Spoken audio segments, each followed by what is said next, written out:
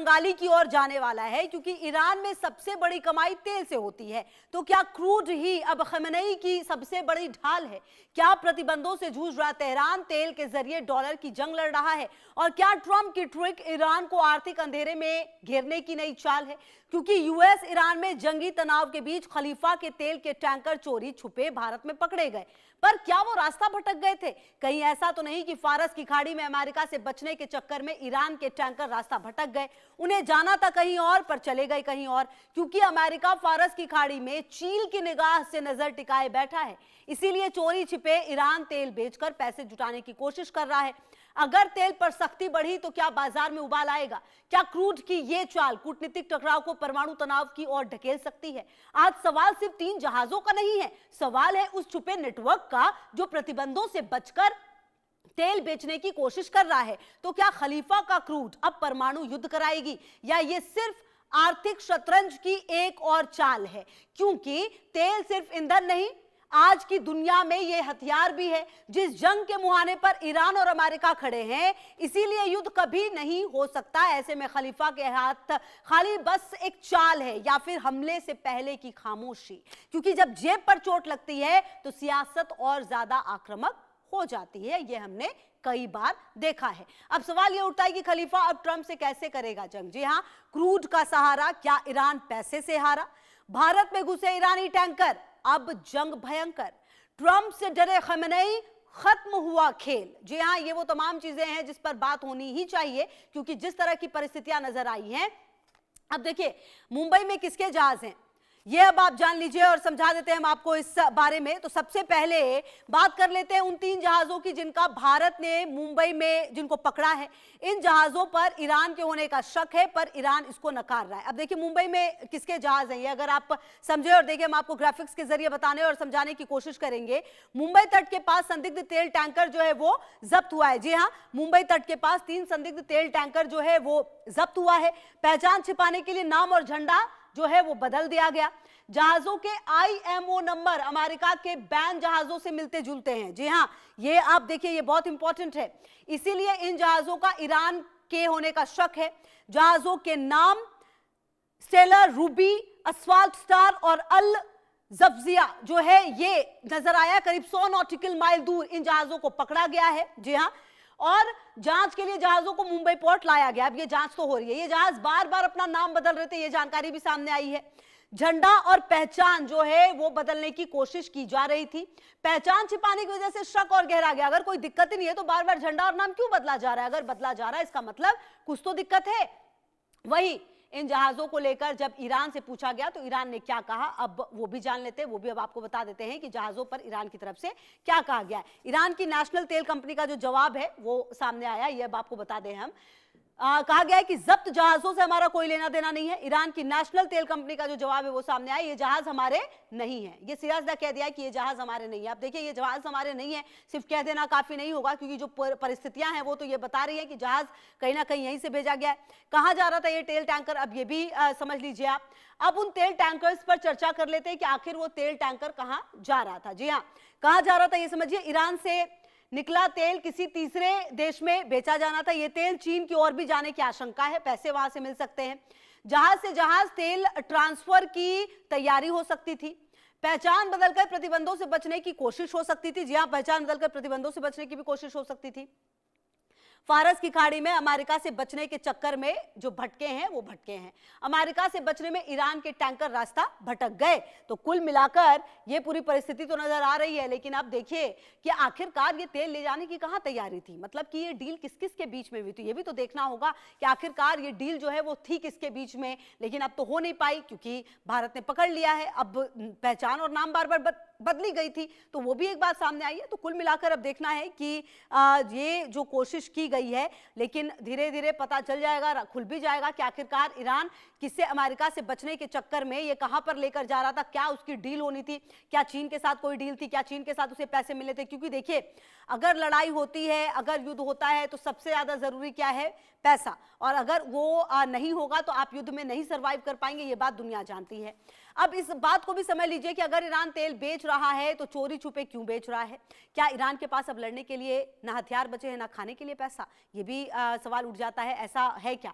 Iran में जंग है, तेल क्यों बेच रहा है ईरान? देखिए, ईरान की आपको बता दें कि सबसे बड़ी कमाई जो है वो तेल से होती है। ये दुनिया जानती है कि ईरान की सबसे बड़ी कमाई का जरिया ही तेल है। अमेरिकी बैन से खुलकर तेल बेचना मुश्किल है, बैन कर दिया इसलिए थोड़ा मुश्किल हो जाता है खुलकर बेचना। दबाव काफी बढ़ गया है, जी हाँ, और आर्थिक दबाव ईरान पर काफी बढ़ता हुआ नजर आया है। जंग और सरकारी खर्च के लिए पैसों की जरूरत है, बिल्कुल जरूरत होती है, क्योंकि अंदर भी कलह मचा हुआ है ईरान के। अमेरिका पहले से कड़े प्रतिबंध जो है वो लगा चुका है। गुप्त तरीके से तेल बेचने से और सख्ती हो सकती है, ये बात भी सामने आ रही है। प्रतिबंधों से बचकर तेल बेचने की कोशिश हो सकती है, अंतर्राष्ट्रीय स्तर पर दबाव बढ़ सकता है। तो ये वो तमाम कारण हैं कि आखिरकार क्यों ईरान जो इस तरीके से तेल बेच रहा है, क्योंकि अंतर्राष्ट्रीय स्तर पर दबाव बढ़ सकता है, ये बात भी सामने आ रही है। और सबसे बड़ी कमाई जो है वो, मतलब आप समझिए सोर्स ऑफ इनकम अगर ईरान का सबसे बड़ा कुछ है तो वो तेल है, और उसको बेचकर ही वो अपनी स्थिति को और बेहतर कर सकता है, क्योंकि कहीं ना कहीं अगर आपको जंग लड़ना है, चाहे वो देश के अंदर हो बाहर हो, आपको पैसे तो चाहिए। अब बात करते हैं तेल व्यापार की। जी हाँ, कि कैसे बैन होने के बाद भी तेल व्यापार जो है वो किया जा सकता है, ये आप समझिए कैसे होता है बैन तेल का व्यापार, ये समझिए। बैन तेल कम कीमत पर बेचा जाता है, सबसे इंपॉर्टेंट तो यही है कि कम कीमत पर ये बेचा जाएगा, क्योंकि इसमें कानूनी जोखिम जो है वो ज्यादा होता है। आपको बताएं कि जो बिचौलिए हैं फर्जी दस्तावेजों का इस्तेमाल करते हैं, जहाजों की पहचान बदलते रहते हैं, ये भी जानकारी आती है। इसके अलावा आपको बताएं कि समुद्र में ही जहाज से जहाज ट्रांसफर हो जाता है, मतलब समुद्र में ही जहाज टू जहाज जो ट्रांसफर है वो हो जाएगा। बार बार जहाज मालिकों के नाम भी बदलते हैं, मतलब पूरी तरह से कंफ्यूजन में और गुप्त रखने की कोशिश की जाती है इस पूरी डील को, कि किसी की नजर ही ना पड़े। हालांकि ऐसा होता नहीं है, जब नजर पड़ जाती है तो फिर सब कुछ सामने भी आ जाता है, जैसे कि इस केस में हुआ है।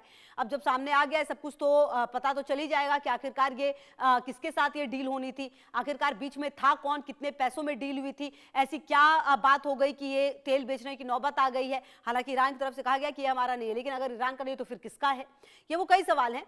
अब भारत की जो तैयारी है वो क्या है? देखिए, जब मुंबई में संदिग्ध जहाजों को पकड़ा गया, फिर भारत तुरंत हरकत में आ गया। इंडियन कोस्ट गार्ड ने निगरानी और सख्त कर दी, और लगातार भारत के समुद्री इलाके में गश्त भी हो रही है। अब संदिग्ध जहाज है, भारत की क्या तैयारी, ये भी आपको बता देते हैं। सबसे इंपॉर्टेंट तो यह है कि इंडियन कोस्ट गार्ड ने जो निगरानी है वो काफी ज्यादा सख्त शुरू कर दी है। 24 घंटे भारत के समुद्री क्षेत्र में निगरानी जो है वो तेज कर दी गई है। इसके अलावा आपको बताएं कि करीब 55 जहाज और 10 से 12 विमान जो है वो तैनात है, ताकि एक एक चीज पर नजर रखी जा सके। अल जफजिया ने 2025 में ईरान से जिबूती तक तेल पहुंचाया था, यह जानकारी सामने आई है। स्टेलर रूबी जहाज पहले ईरान के झंडे तेल रजिस्टर्ड था, इसके तले रजिस्टर्ड था। अब आपको बता दें असफाल्ट स्टार चीन के आसपास के रूट पर एक्टिव रहा है। तो ये तमाम अब तक जानकारी मिलकर सामने आई है, लेकिन अब देखना तो ये है कि आने वाले समय में क्या ईरान नहीं तो कोई और मानेगा कि ये उसका तेल है और ये वो डील करने जा रहा था इसके साथ, क्योंकि नुकसान तो किसी का भी होता है। अगर इस तरह से मान लीजिए तेल पकड़ा जाए तो फिर आप समझिए कि करोड़ों करोड़ों का नुकसान है ये किसी भी देश के लिए। अब देखिए, जो सर्वे है वो हमने किया है, पहले अब इसको जान लेते हैं और फिर चर्चा की शुरुआत भी करेंगे। सर्वे में हमारा पहला सवाल क्या था ये देख लीजिए। जो सवाल है वो ये कि समुद्र में पकड़े गए तीनों तेल टैंकर आखिर किस देश या किस मकसद से जा रहे थे, आपकी राय क्या है इस पर? यह हमारा पहला सवाल है जो हमने किया है। अब देखिए, इसमें कह रहे हैं चीन जा रहे हैं, 10% लोग कहते हैं चीन जा रहे थे। गुपचुप ट्रांसफर 47% लोग कह रहे हैं कि गुपचुप ट्रांसफर है। जांच हो पहले 31% लोग ये कह रहे हैं कि जांच हो जाए भाई पहले, कुछ कह नहीं सकते। 12% वो भी है जो कह रहे हैं कि कुछ कह ही नहीं सकते हैं। अब दूसरा देखिए सर्वे क्या है जो किया गया। दूसरा सवाल जो है वो, मुंबई तट के पास संदिग्ध तेल टैंकर जब्त करके भारत सरकार ने बिल्कुल सही और सख्त कदम उठाया है, मतलब ये सही कदम उठाया है ये पूछा गया। हाँ देखिए कितने लोग कह रहे हैं बिल्कुल सही, 83%, 83% कह रहे हैं बिल्कुल सही कदम उठाया है। सुरक्षा की बात है, 10% लोग ये भी कह रहे हैं नहीं जल्दबाजी थी, ये भी कुछ लोग कह रहे हैं 7%, और इसके अलावा कुछ कह नहीं सकते 0% वो भी है। अब तीसरा जो हमने सवाल किया वो क्या किया वो अब आपको बता देते हैं। क्या देश की सुरक्षा को ध्यान में रखते हुए कुछ ऐसे मामलों में सख्त कदम उठाना जरूरी है, चाहे किसी भी देश का नाम सामने आए? क्या यह जरूरी है देश की सुरक्षा को देखते हुए? अब देखिए इसमें हाँ देश पहले, 74% कह रहे हैं कि हाँ देश पहले है। नहीं, रिश्ते भी अहम है, 10% लोग ये भी मानते हैं कि रिश्ते अहम है। इसके अलावा संतुलन जरूरी है, 16% लोगों का मानना है कि संतुलन जरूरी है। कुछ कह नहीं सकते, 0%। अब देखिए ये सवाल था, इसका जवाब है। अब चौथा सर्वे जो हमने किया, जो चौथा सवाल किया वो क्या किया, हमने पूछा ईरान ने इन जहाजों को अपना मानने से इनकार किया है, क्या सच्चाई खुलकर सामने आएगी? ये सवाल है जो किया गया। अब देखिए क्या क्या इसमें कहा गया है। जहाज ईरान के हैं, 31% लोग कह रहे हैं कि जहाज ईरान के हैं। नहीं अभी जांच हो, मतलब 46% लोग ये भी कह रहे हैं कि नहीं अभी जांच होनी चाहिए, जांच के बाद ही आप किसी पर भी आरोप लगा सकते हैं। ईरान झूठ बोल रहा है, 21% लोग हैं जो कह रहे हैं कि ईरान झूठ बोल रहा है, कुछ कह नहीं सकते। 2% वो भी हैं जो कह रहे हैं कि कुछ कह नहीं सकते। बहरहाल पांचवा सवाल जो किया गया, यूएस ईरानी जंग के बीच तेल ईरान की कमाई का जरिया है, तो क्या बैन के बावजूद तेल बेचने की कोशिश हो रही थी? अब देखिए ये सवाल हमारा पांचवा था। हाँ हो सकता है, 30% लोग ये भी कह रहे हैं कि हाँ हो सकता है। आर्थिक मजबूरी है, 19% लोग ये कह रहे हैं। अभी कहना जल्दबाजी है। अच्छा देखिए कई लोग ये कह रहे हैं कि अभी कहना जल्दबाजी है।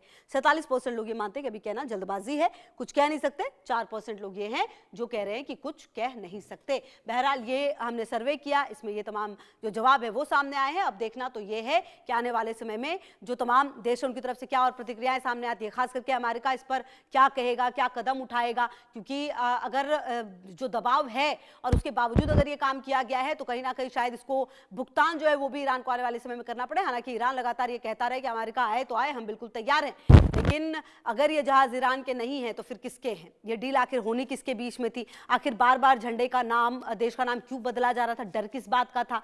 तो ये तमाम चीजें हैं, अब जो जांच का विषय होंगी, जांच की जाएगी और लगातार जो जांच एजेंसियां हैं वो अब काफी ज्यादा सतर्क होती हुई नजर आ रही है। लेकिन कुल मिलाकर आप समझिए कि जिस तरह से मध्य एशिया में भी स्थिति चल रही है, मिडिल ईस्ट में जो स्थिति चल रही है वो कहीं ना कहीं काफी कुछ बता रही है। बता ये रही है कि बहुत कुछ तेजी से बदल रहा है, बता ये रही है कि अभी भी जो हालात है वो ठीक नहीं है। ईरान के अंदर जो कुछ भी दिसंबर के आखिरी हफ्ते में शुरू हुआ है, आप ये मानकर चलिए कि वो अभी भी बदस्तूर जारी है। हाँ, प्रदर्शनकारियों को रोक दिया गया, उनको खत्म भी किया गया क्योंकि खुद वहां की सत्ता ने भी ये माना कि हाँ लोगों की जान गई है। तो कुल मिलाकर वो सब खत्म जरूर हुआ है, लेकिन ये मानकर आप चलिए कि अमेरिका की नजर लगातार है और अब मीटिंग भी होनी है। पहली मीटिंग जो थी वो ठीक हो नहीं पाई, बातचीत हो नहीं पाई और ऐसा लगा कि जो बात समझौते की कही जा रही है, परमाणु समझौते को लेकर, उस पर ईरान मानने को तैयार नहीं था। लेकिन अब आगे क्या, ये अपने आप में अहम है। ठीक है, तो चलिए हम बातचीत करते हैं और इस पूरे मसले पर बातचीत करने के लिए मेरे साथ खास जो गेस्ट है वो भी जुड़े हुए। मेरे साथ कर्नल रिटायर्ड दिनेश नैन जी जुड़े हुए मेरे साथ, रक्षा विशेषज्ञ, बहुत स्वागत है। फिरोज बख्त साहब भी जुड़ेंगे मेरे साथ मिडिल ईस्ट से, और श्रुति दास गुप्ता जी भी मेरे साथ विदेश मामलों की जानकार जुड़ी हुई हैं। बहुत बहुत स्वागत है आप दोनों का मेरे साथ जुड़ने के लिए और बहुत शुक्रिया भी। मेरा पहला सवाल आप ही से है श्रुति दास गुप्ता जी, क्योंकि ये जो पूरा सर्कमस्टांसेस सामने आया है इसको आप कैसे देख रही हैं और क्या लगता है आपको कि क्या ये ईरान का ही है, और अगर है ईरान का तो फिर ईरान को छुपाने की जरूरत क्या है? मुझे बुलाने के लिए, पर इसमें बहुत सिंपल सी बात है कि ये ईरान का ही है। ये सिर्फ यूएस के मार्कर्स नहीं, लंदन स्टॉक एक्सचेंज ग्रुप जो है उसने भी इसको ट्रैक करके इसकी एक्टिविटी, इसकी इनपुट हमको दी है। हमको सपना नहीं आया था, हमारे कोस्ट गार्ड को लोगों ने एक्चुअली ट्रैक करके रियल टाइम में इंफॉर्मेशन शेयर करी है और इसीलिए इनको रोका गया है क्योंकि इनको मार्क किया गया है। अब इसके अंदर ईरान जो है वो क्यों उसको अग्री करेगा या नहीं करेगा, इसका भी इस वक्त तो कोई खुलासा नहीं है इतना। लेकिन ये जरूर है कि अगर ये टैंकर्स पकड़े जा रहे हैं तो ये ईरान के ऊपर प्रेशर बढ़ता जाएगा। ये टैंकर ग्रुप जो है ये एक यूएई बेस्ड इंडियन का है, इंडियन ओरिजिन का बंदा जोगिंदर बरार, अगर मैं गलत नहीं हूं उनका नाम है तो उनकी फ्लीट का एक हिस्सा है।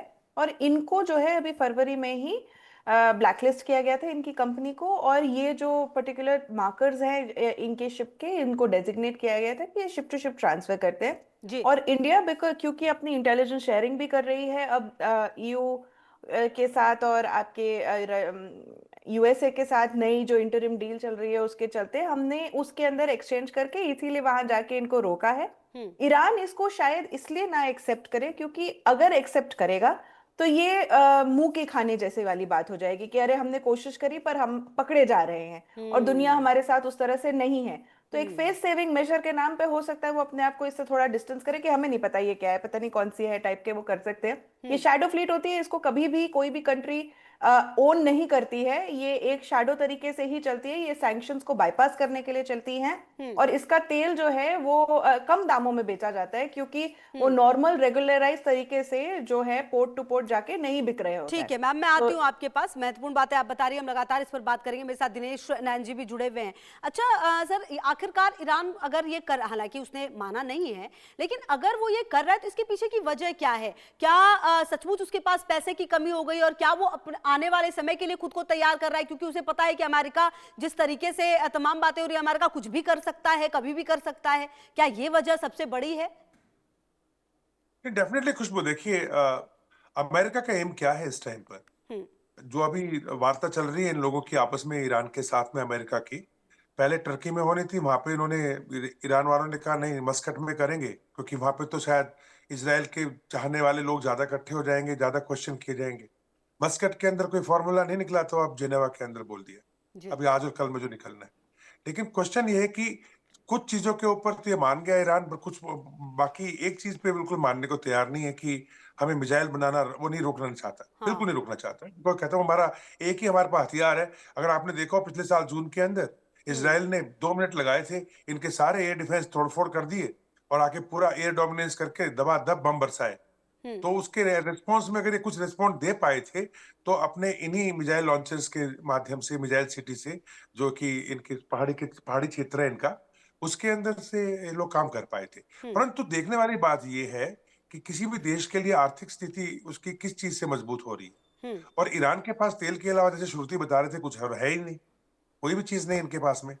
तो इसी तेल को ये लोग बेच रहे हैं, और इस तेल को बेच करके देखने और नोटिस करने वाली दूसरी बात ये है कि जो अमेरिका इल्जाम लगा रहा है वो ये है कि खुमैनी जो है वो इस तेल को बेच के अपनी इस्लाम रिवॉल्यूशनरी गार्ड के माध्यम से हथियार बनाने में सारा का सारा तेल का पैसा लगा रहे हैं, अपनी जनता पे नहीं लगा रहे। और वहीं से जो रिवॉल्यूशन उठाने की एक से जो एजिटेशन चल रही है ईरान के अंदर, वो वहीं से मेरे हिसाब से उसी कारण से जो है वो तूल पकड़ रही है आगे। हमने जो देखा है अभी, तो ऐसे में अगर कोई भी शैडो फ्लीट, ऐसे में कोई भी शैडो फ्लीट, चाहे वो ईरान से डायरेक्ट डील कर रही हो, स्टेट ऑफ हॉर्मोज के थ्रू डील कर रही हो, या फिर ईरान उनको पहले यमन भेजता हो, यमन से हूतीज के थ्रू डील कर रहे होंगे, या फिर चाइना के साथ में इनकी जो डील चल रही है, इनको चाइना ने $400 बिलियन का सस्ता तेल इनसे खरीदा हुआ है। तो ऐसे में जब भारत के रिश्ते आपके मेरे ठीक हो रहे हैं, यूरोपियन यूनियन से ठीक हो रहे हैं, फ्रांस से लेकर के जर्मनी लोग यहाँ विजिट कर चुके हैं, कनाडा से ठीक हो रहे हैं, तो ऐसे में भारत नहीं चाहेगा, खासकर जब बरार का ये फ्लीट हो जो इंडियन ओरिजिन का बंदा है, कि ऐसे फ्लीट कोई भी तेल लेकर के दाएं बाएं जा रहे हो, जिससे अमेरिका ये ना सोचे कि शायद भारत का भी इसमें कोई हस्तक्षेप है। Definitely we will take action and we won't like to come to India, because हमारा तो इसमें कोई फायदा है नहीं। बिल्कुल, जिनका हो रहा है वो एक्सेप्ट करने को तैयार है। ये बात जो आप कह रहे हैं सर, ये बहुत ही इंपॉर्टेंट ज्यादा। अच्छा, मैं इसी पर अब श्रुति दास गुप्ता जी आपसे भी जानना चाहूंगी, ये जब इस तरह की परिस्थिति होती है, अब जैसे ये जो ऑयल है ये भारत आया है, इसमें बहुत सारी बातें सामने आ रही है कि कई बार नंबर प्लेट्स बदले गए, कई बार देश के जो नाम बदले गए, और तो मतलब मेरा सवाल ये भी था श्रुति दास गुप्ता जी कि ऐसे मामलों में जब ये तीसरा देश मतलब जब सामने आता है, जैसे भारत सामने आया, क्योंकि ये तो दो देशों के बीच में डील होनी थी, अब ये भारत इसमें आया, तो इसमें भारत की भूमिका किस तरीके से होगी सामने? अब इसमें अब आगे क्या होगा, ये ऑलरेडी हमने हैंडओवर कर दिया है, जहां तक मुझे पता है, अपनी यूएस एजेंसीज को हमने हैंडओवर कर दिया है, इनको सीज करके हैंडओवर हो चुका है।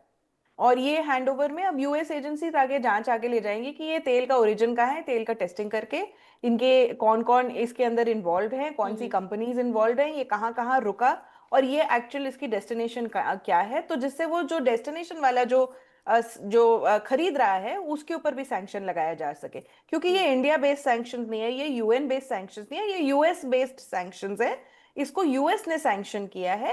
और उसके सैंक्शन के प्रेशर के अंडर इंडिया की, क्योंकि हमारे उनके साथ डील्स है, अंडरस्टैंडिंग है, अब इसीलिए हम उनके साथ कोऑपरेट करके इस टैंकर को रोक रहे हैं। जब हमारे पास डील्स और ये अंडरस्टैंडिंग नहीं थी तब ये टैंकर्स चल नहीं रहे थे, ऐसा नहीं है, तब हम इसमें कोऑपरेशन नहीं दे रहे थे, हमें जरूरत नहीं थी देने की। अब हमारे पास जो डिफेंस अंडरस्टैंडिंग हुई है उसके अंदर हमने ये टैंकर्स को इसलिए, जैसे ही खबर मिली, कोऑपरेट करके इनको रोका, सीज किया और हैंडओवर कर दिया है। तो इसका प्रोसेस यही है आगे कि ये लोग कौन है जो चला रहे हैं, किसके एम्प्लॉइज हैं, किसके पास पहुंच रहा है ये तेल, वो कौन सी कंपनी है, जो कौन सी शेल कंपनीज हैं, इसके अंदर जो प्रॉफिट को जो आता है, इसको तेल को प्रॉफिट को वहां तक ईरान तक पहुंचाने के लिए ये सारी शेल कंपनीज ढूंढेंगे, इसका फाइनेंशियल लिंकिंग निकाली जाएगी, इसके फिजिकल लिंकिंग निकाली जाएगी और उन जी। सबको सैंक्शन लिस्ट पे डाला जाएगा। ठीक है, ओके फाइन। मैं आती हूँ आपके पास में। फिरोज बख्त साहब भी मेरे को ज्वाइन कर चुके हैं, मिडिल ईस्ट से लाइव है मेरे साथ।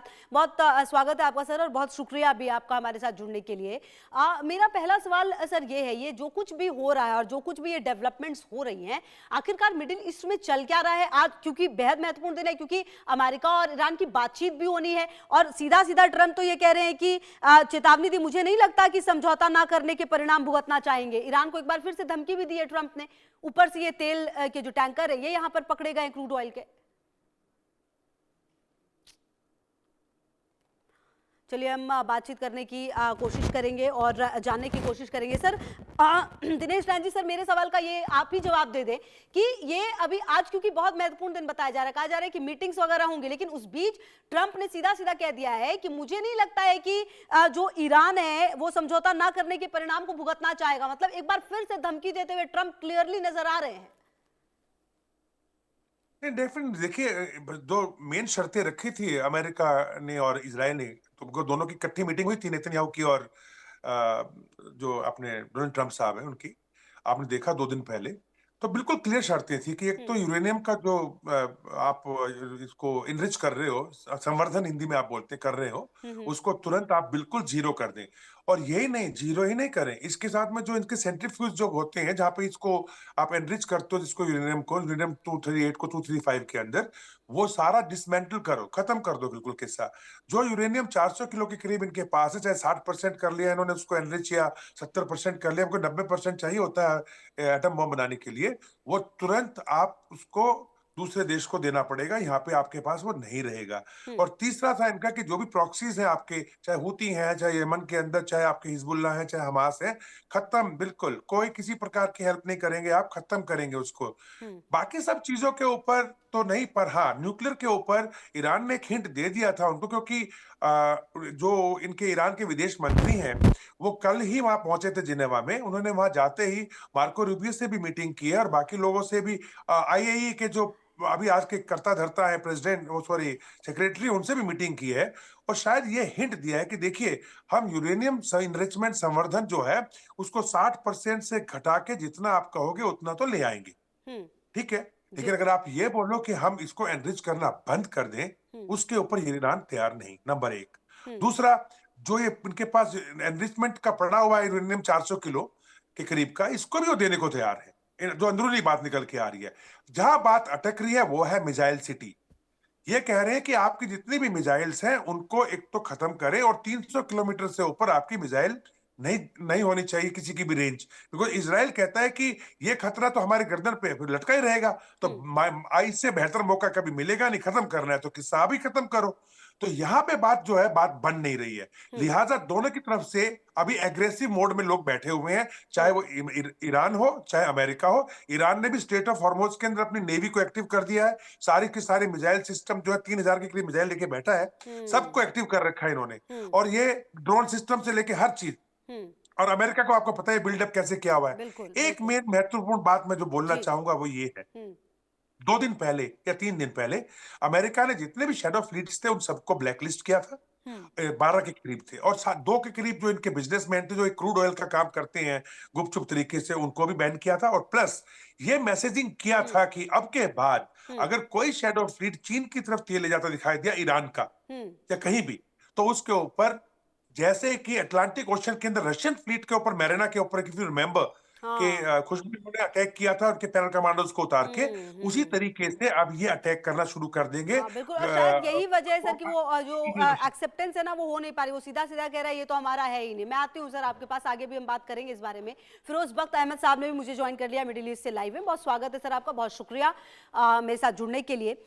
मेरा पहला सवाल सर ये है, ये जो कुछ भी मिडिल ईस्ट में चल रहा है, आज का दिन कितना महत्वपूर्ण हो जाता है? क्या ये माना जाए कि आज जब बातचीत हो रही है, बातचीत के टेबल पर अमेरिका और ईरान है तो कुछ बेहतर हो पाएगा? क्योंकि अब इधर तो क्रूड ऑयल वगैरह चुपचाप बेचने की कोशिश की जा रही है, कहा जा रहा है कि भाई ये मेरा है नहीं, लेकिन अब सर्कमस्टेंसेस जो है वो ये बता रहे कि ये ईरान का है। मतलब जो आर्थिक प्रतिबंध हटाने की मांग लगातार ईरान की तरफ से की गई है, क्या उसको मान लिया जाएगा? क्या कुछ आज हो सकता है? देखिए, ऐसा है, ये जो सब मैटर्स है ना, जी। ये these are very different ball game all together.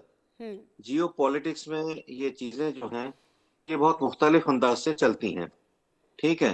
और क्रूड ऑयल किसका है, क्या है, ईरान इसको अपना रहा है, नहीं अपना रहा है, इसको रोकना है, सारी चीजें जो है ना, ये बेसिकली क्या है, ये कंफ्यूज करने के लिए भी होती हैं। अब एक प्लस पॉइंट आज की तारीख में यह है कि अमेरिका और ईरान चाहे डायरेक्टली चाहे इनडायरेक्टली कितना बात तो कर रहे हैं, पहली चीज है। दूसरी चीज यह है कि वही पुराने मुद्दे हैं, 3-4 कंडीशंस हैं अमेरिका की, मनवा चाह ईरान उनको मानना नहीं चाह रहा है। दोनों के अपने रीजंस हैं, दोनों की सर आपके थोड़े से मुझे ऐसा लग रहा है कि मैं आपको बहुत अच्छे से सुन नहीं पा रही हूँ, कुछ नेटवर्क इश्यूज है शायद। अगर इसको ठीक करा ले सर तो फिर हम बेहतर तरीके से आपको और सुन पाएंगे, क्योंकि बेहद महत्वपूर्ण बात आप बता रहे हैं। मैं आती हूँ आपके पास। अच्छा, श्रुतिदास गुप्ता जी, देखिए ये बात जो हो रही है ना, मतलब कि अब देखिए क्रूड को इस तरीके से यहाँ पर लाना, तैयारी करना भाई कि चलो कहीं से भी किसी भी तरीके से जुगाड़ होता रहे, चलता रहे, लेकिन ये कितना लंबा जाएगा? और अगर आज की बातचीत भी असफल रही तो आने वाले समय में क्या मिडिल ईस्ट में क्या उम्मीद की जाए, हम क्या देखें ये? फिर ये कोई नई बात नहीं है, ये 30 साल का पुराना खेल है ईरान के लिए, क्योंकि उनके ऊपर 30 साल से सैंक्शंस लगे हुए हैं और उन सैंक्शंस को वो बाईपास किस तरह से कर रहे हैं? इसी तरह से कर रहे हैं कि किसी तरह से आप ब्लैक मार्केट में डील करिए अपने ऑयल को लेकर और आगे उसके बाद उसमें जो सेल होगी, जो प्रॉफिट होगा, उससे आप अपनी कंट्री का आगे, चाहे कंट्री का करें, चाहे आप अपने नॉन स्टेट एक्टर्स का भला कर रहे हो, चाहे आप किसी का भी भला कर रहे हो, this is how it is going to flow for them. Money कहाँ से आएगा जब आपके ऊपर सैंक्शंस लगे हुए इतने साल से, और बहुत स्ट्रिक्ट सैंक्शंस लगे हुए हैं ईरान के ऊपर। पर तो आपको पैसा लाने के लिए कुछ तो बेचना पड़ेगा। आपके सिर्फ अकेले अकेले वो देश तो जी नहीं रहा है, तो वो ट्रेड तो करेगा, किस चीज से करेगा? ऐसे ही करेगा। ये कोई नई चीज नहीं है, ये सिर्फ इस बार पकड़ी गई है और क्योंकि उस प्रेशर बहुत है सैंक्शंस के बाद का, तो इसीलिए उन्होंने ये चीज अभी हाईलाइट हुई है। अब अगर ये ईरान का जो ये तेल है, ये मुझे लगता है इसीलिए भी इसकी इंफॉर्मेशन आगे पास करी गई होगी मेरे हिसाब से, कि प्रेशर पॉइंट बिल्ड करने के लिए ईरान और यूएस के टॉक्स के अंदर इस टैंकर के कैप्चर को लेकर इसको एक फोकस पॉइंट बना के इस पर प्रेशर बिल्ड किया जाएगा, जिससे आपका जो है ईरान जो है बैकफुट पे चला जाए। अभी तक फ्रंट फुट पे खेल रहा है कि मुझे सिर्फ और सिर्फ न्यूक्लियर पे बात करनी है, बाकी और किसी चीज पे बात नहीं करनी। इसके साथ आप न्यूक्लियर के साथ ट्रेड कर लीजिए, न्यूक्लियर के साथ आप क्रिटिकल मिनरल्स कर लीजिए, न्यूक्लियर के साथ आप डिफेंस डील्स कर लीजिए, लेकिन मेरे आप बैलिस्टिक मिसाइल्स को नहीं टच करेंगे, आप मुझे जीरो न्यूक्लियर एनरिचमेंट पे नहीं जाने को बोलेंगे। तो ये सब चीजों पे वो ऑलरेडी फ्रंट फुट पे खेल रहा है। क्योंकि मैं ये नहीं कह रही कि इजराइल और ईरान के वॉर के अंदर इजराइल हारा है और ईरान जीता है, पर ये जरूर कह रही हूँ कि ईरान ने अच्छा झटका दिया था इजराइल को, और इस झटके से वो ऑलरेडी अभी उभर रहा है, क्योंकि वो गाजा में लड़ ही रहा था और ईरान से भी लड़ रहा था उस समय, तो वो काफी झटके खाया हुआ देश है और उसको काफी लॉस हो सकता है आगे जाके।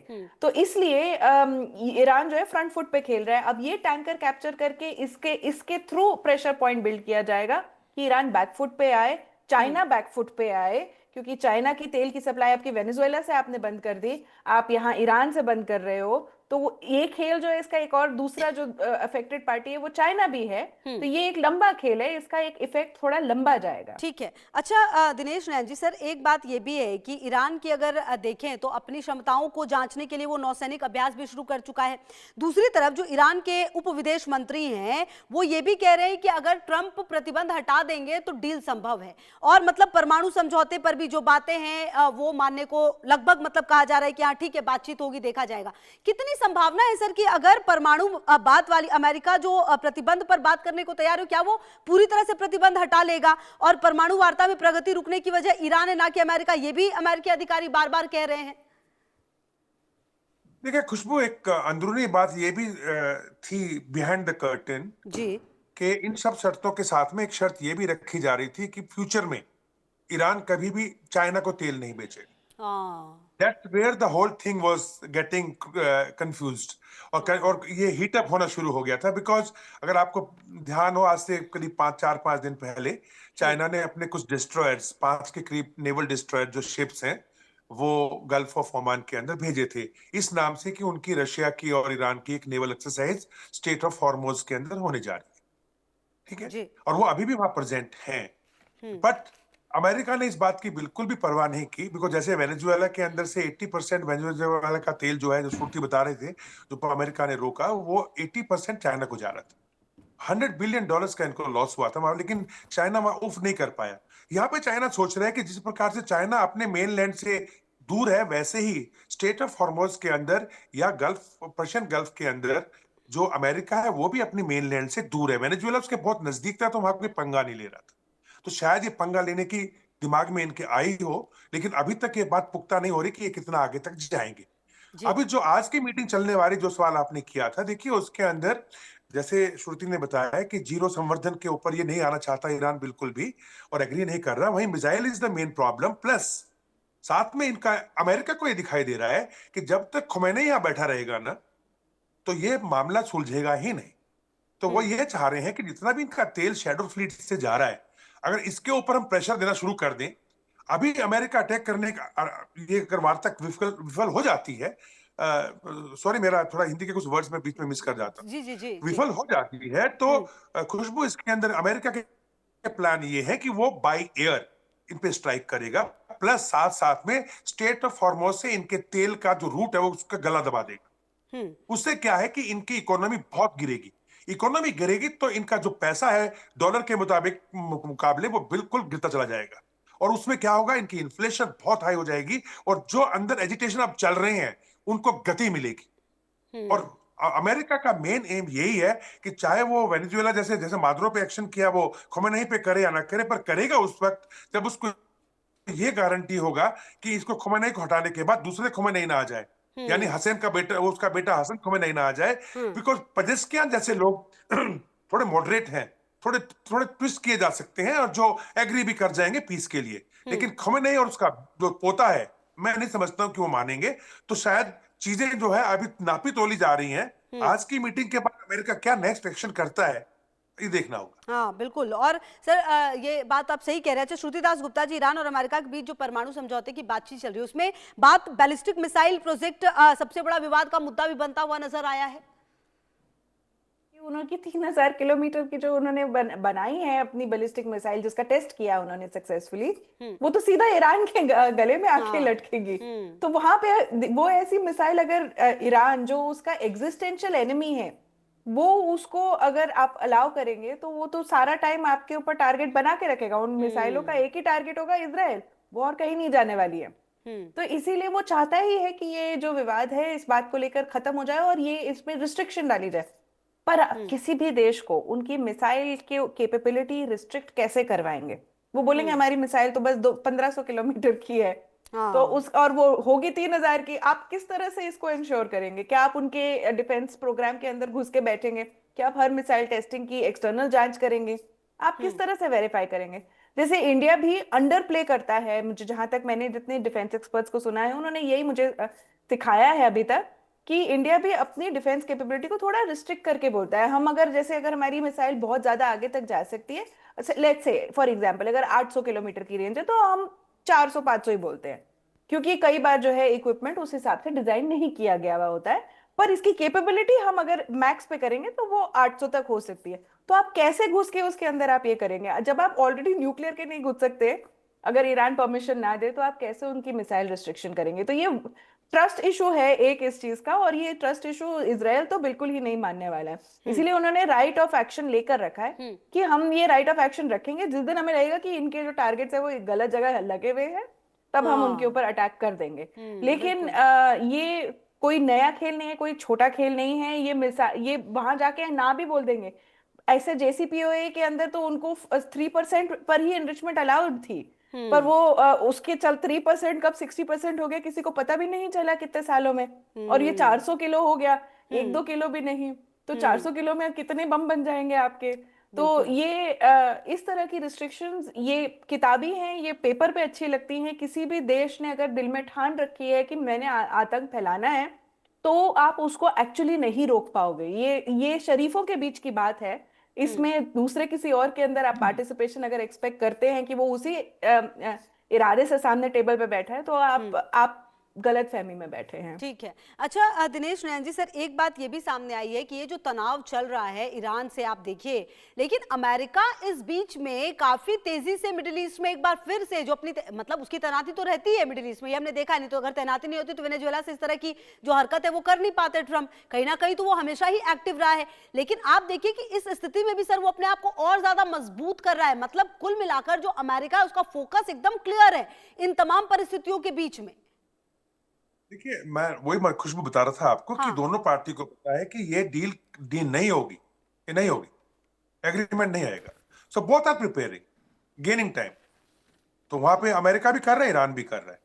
अब देखिए, जहां तक सवाल है, कल ही जब अगाची, जो कि इनके विदेश मंत्री हैं ईरान के, जब ये जेनेवा पहुंचे तो इनके आईएई के सेक्रेटरी से बात हुई, डायरेक्ट बात हुई।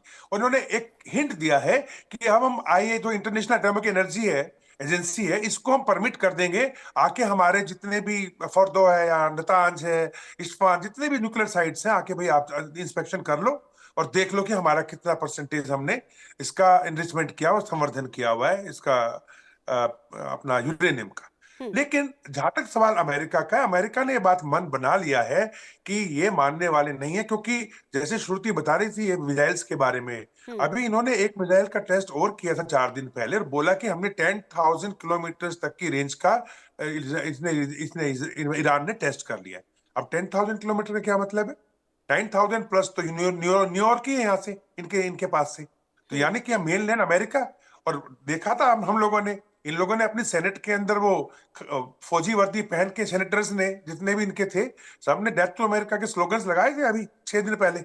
तो अमेरिका भी जानता है इस बात को कि अगर ईरान को परमिट किया गया अपने मिसाइल कार्यक्रम में, क्योंकि ये इन्होंने अभी खुर्रमशहर 4 का जो लास्ट परीक्षण किया था, उसमें खुशबू जो स्काई के अंदर जो इमेज बनी थी ना, वो ओरेस्निक मिसाइल वाली बनी थी, रशियन की। और यहां तक शक है कि DF-21 जो हाइपरसोनिक मिसाइल चाइना की है और DF-17 प्लस रशिया की किंजल मिसाइल्स, ये इजराइल के पास पहुंचाई जा चुकी हैं। तो it is not a small game. ये हम इसको हल्के में अमेरिका नहीं लेगा।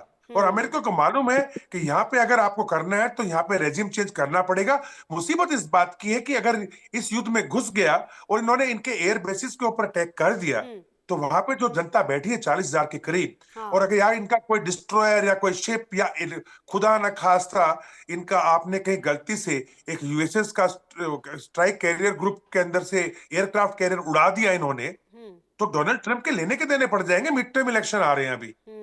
ठीक है सर, तो वो नहीं रिस्क लेना चाह रहा, वो कह रहा है कि ठीक है, अब ये नहीं मानते तो इधर से तो बाई एयर इन पे करो दमादम अटैक, एक जगह से नहीं, सारे एयर बेसिस से, इजराइल से, और अपना जितने भी इसके जो जेराल्ड फोर्ड आ रहा है इनका सबसे बड़ा एयरक्राफ्ट कैरियर, वो, और प्लस जो पहले से इब्राहिम लिंकन वहां खड़ा हुआ है गल्फ ऑफ ओमान के अंदर, तो वो करो। प्लस इनका तेल बिल्कुल भी एक ड्रॉप बाहर मत जाने दो।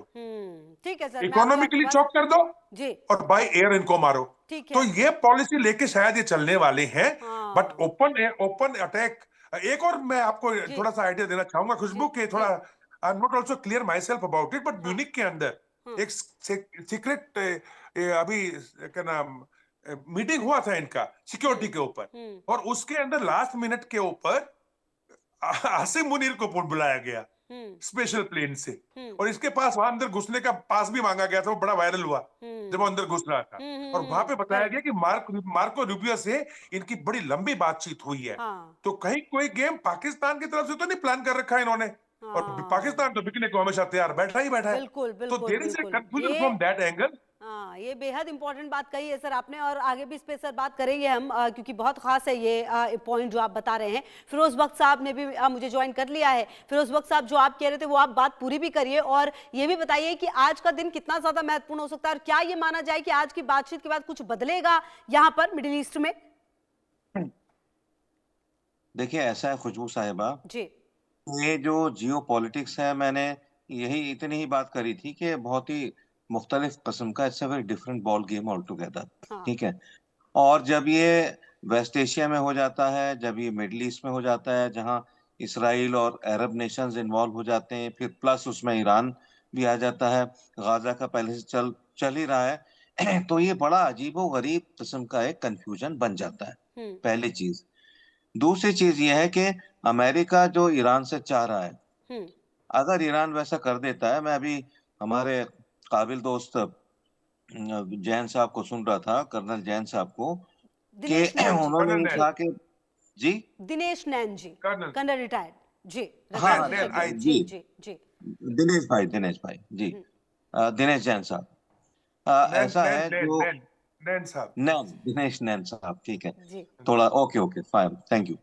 तो मैं उनको भी सुन रहा था तो देखिए कि ईरान भी एक मुल्क है, बड़ा मुल्क है, हिंदुस्तान की तरह है, या फिर कुछ भी कह लो, हिंदुस्तान की तरह, चाइना की तरह है, सऊदी अरब की तरह है। तो ईरान जिस दिन बिल्कुल उसको इन्होंने खाली कर दिया, उसके जो एटॉमिक रिएक्टर्स हैं उनको 20-30% पे ले आए, चलो कोई बात नहीं, ले आओ, और उसके जो भी मिसाइल्स हैं उन पे रुकावट लगा दी, तो इसकी कोई गारंटी नहीं है कि ईरान को बाद में ये बख्श देंगे। क्योंकि देखिए, जो अमेरिका है एक बहुत बड़ा एक बिजनेस मेंटेलिटी का मुल्क है, एक हम वो लफ्ज इस्तेमाल नहीं करना चाह रहे हैं, बनिया टाइप का उसका माइंड है, हम्म। और उसकी नजरें जो हैं वो ईरान के तेल के ऊपर है। हम्म। क्योंकि अमेरिका ने हमेशा से ये किया है अरब नेशंस के साथ, या फिर जहां भी जिसके पास तेल है, अब जैसे ये मडूरो को उठा के ले गए थे वेनेजुएला से, हम्म। क्योंकि ये हैं बड़े लालची लोग। ठीक है। ये अपने जहाज चलाने के लिए, अपने कारखाने, अपनी मोटरें चलाने के लिए ये कुछ भी करने को तैयार हैं। तो तो अगर ये ईरान को एश्योरेंस दे दें कि ना तो इसराइल उस पर अटैक करेगा, ना ही अमेरिका उस पर अटैक करेगा, तो ये बातचीत चल सकती है। मेरे ख्याल से बातचीत कुछ उसी लाइन पे चल रही है। आपने एक सवाल किया, बड़ा बड़ा क्रूशियल सवाल है कि जी। आज की रात क्या है। आप देखिए, 50-50 मैं कह सकता हूँ, ये अमेरिका अटैक कर भी सकता है और नहीं हम्म। भी कर सकता है। मगर हम्म। वही अमेरिका का मसला क्या है, जैसे वो हिंदी का मुहावरा है कि ऊंट के मुंह में छछूंदर, यानी अगर अटैक किया तो तैयार बैठा है ईरान। ईरान ने भी हर जितने भी बेसेस हैं इनकी, और 30-40 हजार इनके सिपाही हैं वहां पे, इनके वर्कर्स हैं, जितने वेस्ट एशिया में, मिडिल ईस्ट हम्म। में, हम्म। ईरान उनको छोड़ने वाला नहीं है। और हम्म। फिर जो उसका जो पिट्ठू है इसराइल, हम्म। वो ईरान उसको भी नहीं छोड़ेगा। तो हम्म। ये मेरा ख्याल ये है कि सबको बैठ करके ये हम्म। अटैक अटैक अटैक और जंग जंग को छोड़ के, ये सर जोड़ के ठंडक से बात करनी चाहिए, चाहे वो हम्म। अमेरिका हो, चाहे वो ईरान हो, अच्छा फिरोज वक्त चाहे साहब, वो ठीक है, इसराइल ये हो। बात तो आप सही कह रहे हैं। दूसरी बात ये भी बताइए, ये जो ऑयल मिला है इसके बारे में क्या कहेंगे? क्या लगता है ये ईरान की तरफ से ही भेजा गया है? हालांकि अभी मना कर रहा है ईरान की हमारा नहीं है। ये ऑयल जो है ना, ये ईरान की तरफ से भेजा गया है। देखिए, ईरान भी मजबूर है, जो हम्म। मरता क्या ना करता वाली बात है। 40-45 साल से आप किसी के ऊपर सैंक्शंस लगाएंगे तो वो क्या करेगा? ठीक है हम्म। ना। हम्म। ईरान ने ये भी बात कह दी है यूएसए से कि हम बातचीत को तैयार हैं, हम्म। हम जो भी कहोगे कहीं ना कहीं हम एक मिनिमम कॉमन मिनिमम प्रोग्राम जो है उसके लिए भी हम तैयार हैं, लेकिन जो हमारा इतना नुकसान हुआ है उसकी थोड़ी भरपाई कर दो। हम्म। तो ये मसला अमेरिका के साथ ये है कि अमेरिका के अंदर कोई मतलब कोई ईमानदारी से काम नहीं करता। जब बातचीत चल रही थी, पिछली बार जून का महीना था गालिबन, तो छठे दिन जो छठा राउंड जो होना था उसमें इन्होंने अटैक कर दिया। तो ईरान भी अपनी अपनी सेफ साइड करके ही चलेगा ना। ठीक है। तो हम्म। और ये बात आखिर में बस 2 सेकंड और मैं जी बोलूंगा। जी जी जी। आ, हम्म। जी, बस सिर्फ इतना और मैं ऐड करना चाहूंगा कि जिस दिन अमेरिका और इसराइल को पता चल गया कि जो इनके जो हाइपरसोनिक मिसाइल्स हैं वो कहीं ना कहीं बंद कर दिए, उनको डंप कर दिया, इनका एटॉमिक पावर जो प्लांट है उसको भी लगभग माइनस कर दिया, जीरो कर दिया, तो उसके बाद बहुत ही वल्नरेबल सिचुएशन रहेगी ईरान की। फिर ईरान को भी ये डर है ना, कभी भी मुझे खत्म कर सकते हैं, जैसे इसराइल को डर है कि ये हाँ। अपने ईरान कभी भी, तो ये ऐसा है, हम्म। बैठ के बातचीत करनी है, कोई किसी को खत्म करने की बात ना करे, हम्म। कोई किसी को खत्म नहीं कर सकता। हम्म। बिल्कुल, कम से कम आज के सिनेरियो में तो ये थोड़ा मुश्किल लगता है। अच्छा दिनेश नैन जी, आप कितना इत्तेफाक रखते हैं फिरोज बख्त साहब जी की बातों से? और दूसरी बात ये कि सर अगर आज बातचीत की टेबल पर बात नहीं बनी तो कितनी संभावना है, क्योंकि अमेरिका ने, जैसा इससे पहले हम बात भी कर रहे थे, पूरी तैयारी कर रखी है, क्या सचमुच कोई हमला जो है वो अमेरिका की तरफ से किया जाएगा, लेकिन ईरान भी तैयार बैठा है फिर?